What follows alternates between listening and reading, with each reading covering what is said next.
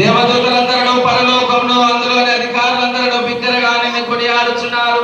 పరిశుద్ధుడా పరిశుద్ధుడా పరిశుద్ధుడా సైనికులకు ప్రభుడైన దేవా, ఈ పరలోకములో నీ మహిమ యొక్క మహాత్మ్యంలో నిన్నవి కెరూబులు సెరూబులు ఎడతెగక నిన్ను కొనియాడుచున్నారు.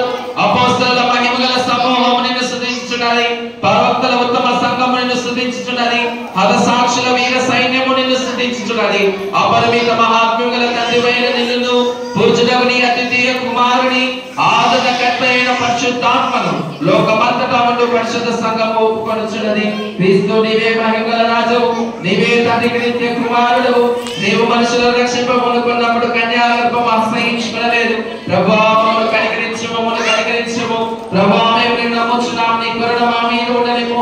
ప్రభువా నిన్ను నమ్మితిమి, ఎప్పుడు మమ్మల్ని సిగ్గుపడనీయకము. కనికరం గల ప్రభువా, విశ్వాసమైన మేము మా పాపములన్నిటిని పవిత్రపరచబడి నెమ్మదిగా మనసుతో నిన్ను సేవించినట్లు మా పాపక్షమాపణ సమాధానమును దయచేయమని మా ప్రభువైన యేసు క్రీస్తు ద్వారా నిన్ను వేడుకొనుచున్నాము.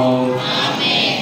యోధుల రాజైన యేసునకే, సైన్యములకు అధిపతి అయిన యేసునకే, మన కోసం రక్తము చిందించిన యేసునకే, సమాధానకర్త అయిన క్రీస్తునకే.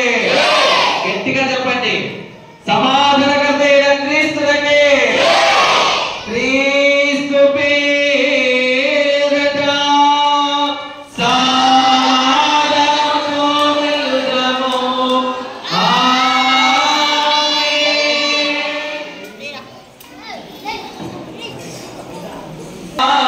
ఆవాచుచుండే స్వరజావాచుచుండే